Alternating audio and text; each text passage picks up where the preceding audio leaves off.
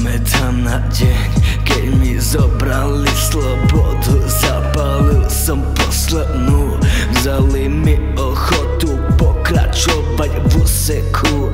Nikdy som si nemyslel, že život má takú hodnotu. Keď som mal schizu, že vo svete už nemám žiadnu oporu, postavili zo mňa statočnú postavu.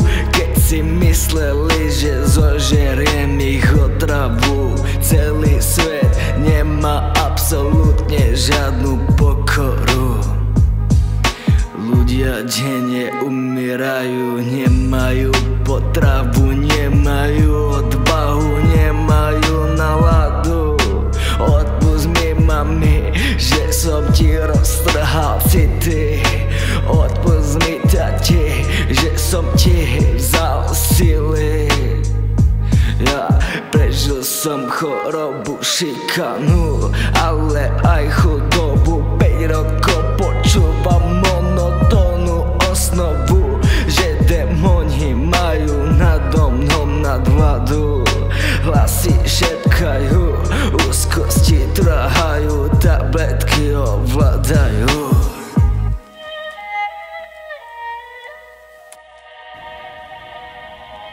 If the rule you followed brought you to this, of what use was the rule?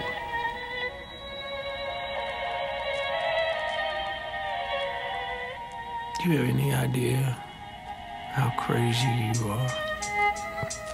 Všetko som bral ako prekážku, ako poraziť tvoju hlavu, bestiu. Naplnil som výzvu, že som splnil ročnú krízu. Ďakujem Kristu, absolvujem ďalšiu porážku, až keď ma nájdu ako mŕtvu položku. Ušiel som dlhú cestu, štreku, aby som sa dostal bližšie k Bohu.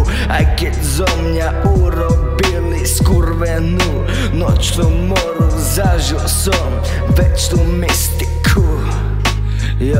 Ja prežiaril som temnotu, uhasil som nekonečnú potopu.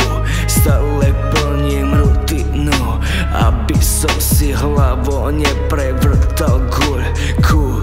Duchovia vravia, prídeš o to znovu, už nikdy nezažiješ lásku, zažiješ ďalšiu zradu.